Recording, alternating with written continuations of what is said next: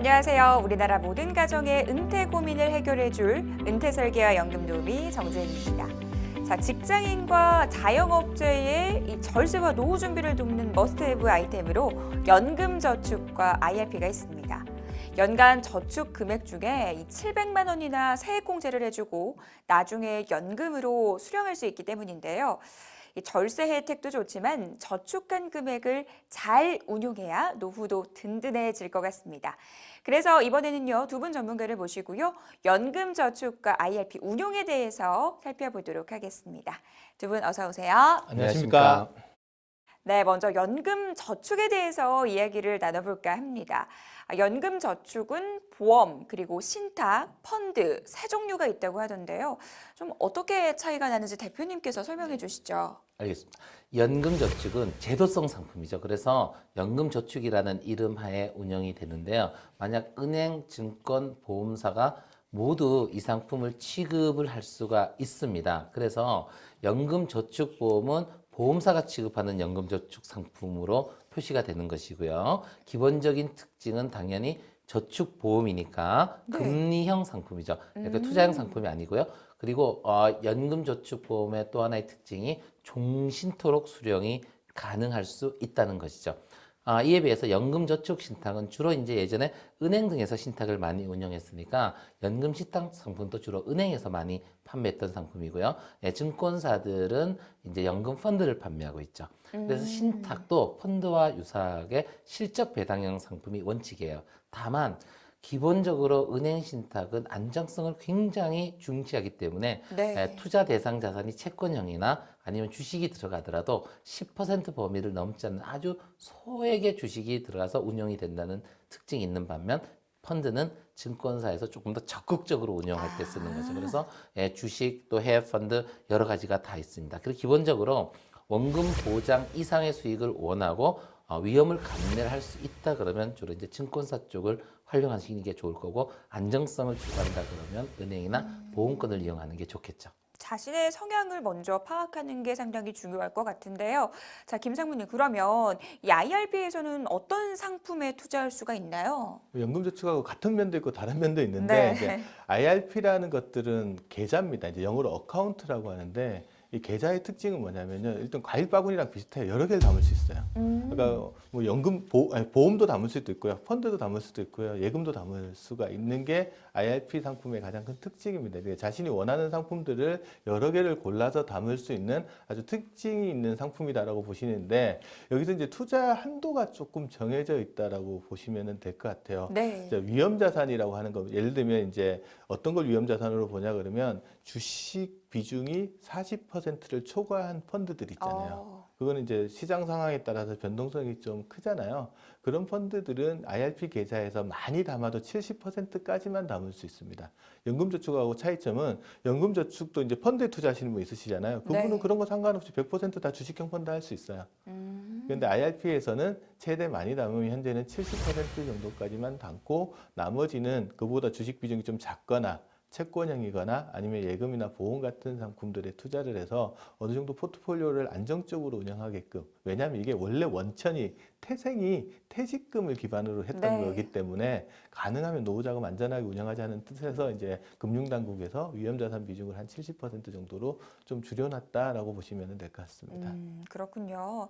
자, 연금저축과 IRP 투자자가 상품의 수익률이 마음에 들지 않는 경우도 좀 있을 것 같은데요. 그럼 이런 케이스의 경우에는 다른 금융기관이나 상품으로 좀 갈아탈 수가 있는 건가요? 예, 예전에는 네. 자신이 가입한 상품이 마음에 들지 않고 갈아타고 싶으면 갈아탈 방법이 없었습니다. 그래서 해지하고 그리고 다시 돈을 뽑아서 다른 곳으로 가야 되는데 문제는 이 상품은 해지를 하게 되면 소득공제나 세액공제 받은 혜택을 전부 환수당하고 해지 가산세까지 옛날에는 물었습니다.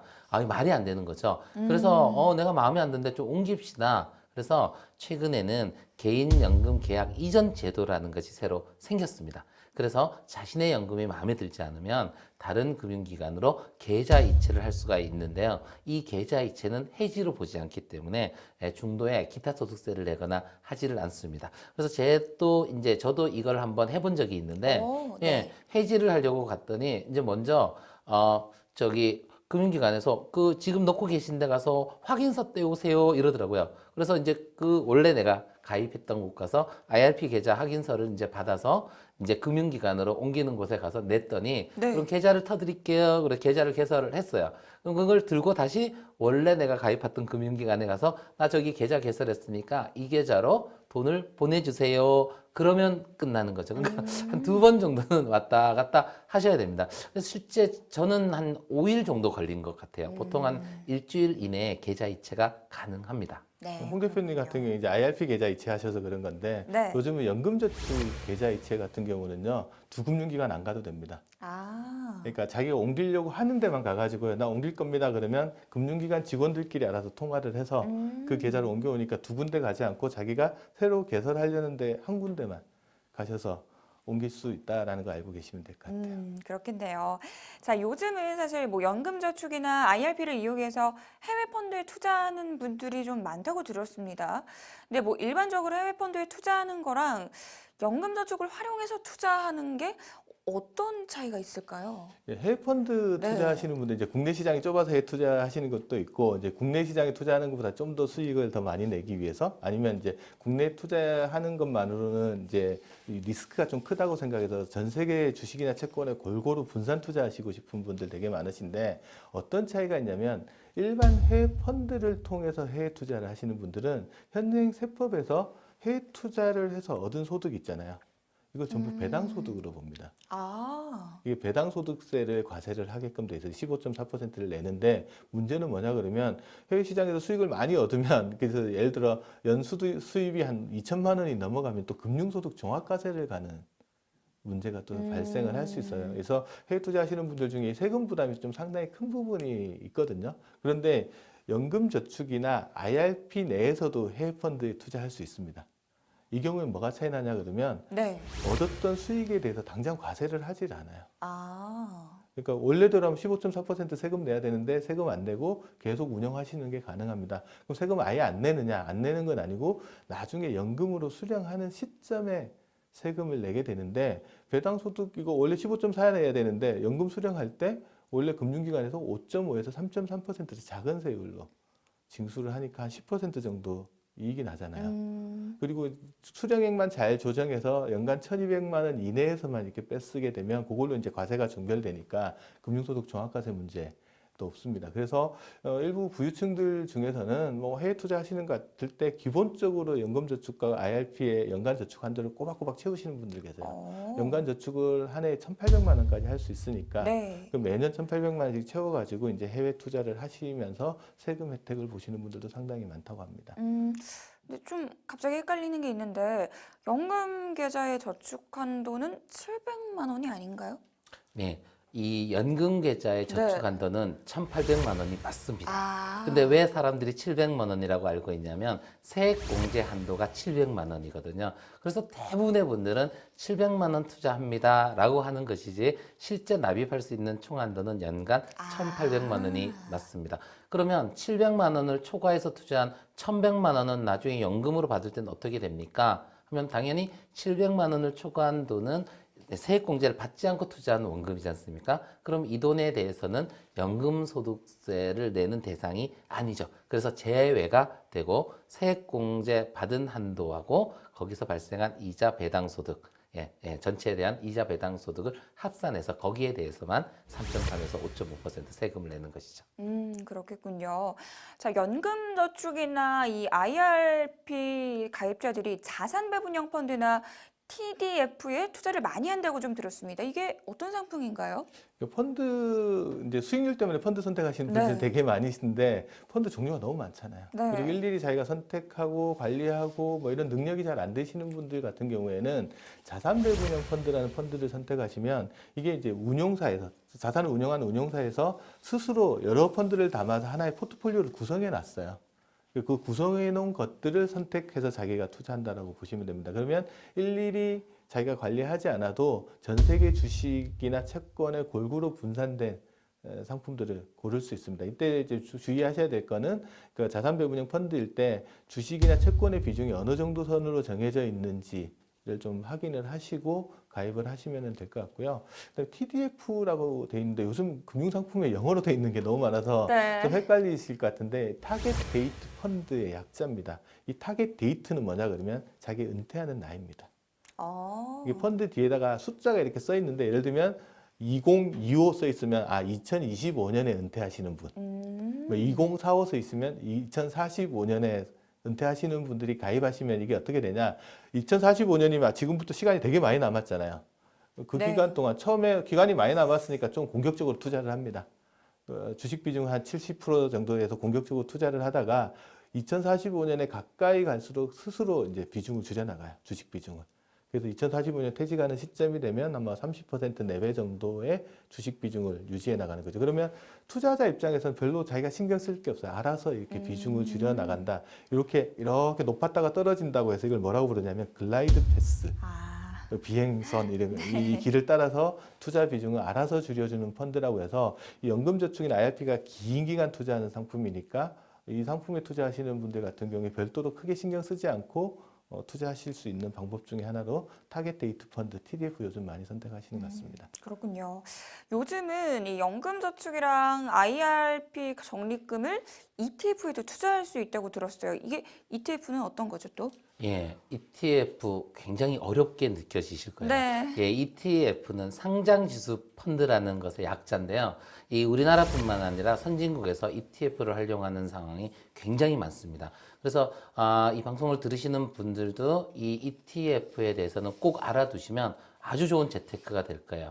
ETF는 펀드의 장점과 주식에 직접 투자하는 장점이 합쳐진 것인데요. 설명이 어렵기 때문에 제가 예를 들어서 설명을 드릴게요. 네.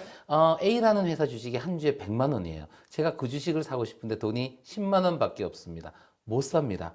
최소한 한 주는 사야 되죠. 네. 근데 ETF를 활용하면 살 수가 있어요. ETF는 운용회사가 이 주식, A라는 회사 주식을 넣은 펀드를 만들고 이 펀드에서 다시 주식을 발행합니다. 그 주식을 사라 그럽니다. 예를 들면 한 주에 5천 원이다. 그러면 투자가가 만약 10만 원으로 5천 원짜리 주식을 20주를 사게 되면 20만 원을 투자했죠. 근데 펀드는 규모가 크니까 A라는 회사 주식을 굉장히 많이 갖고 있어요.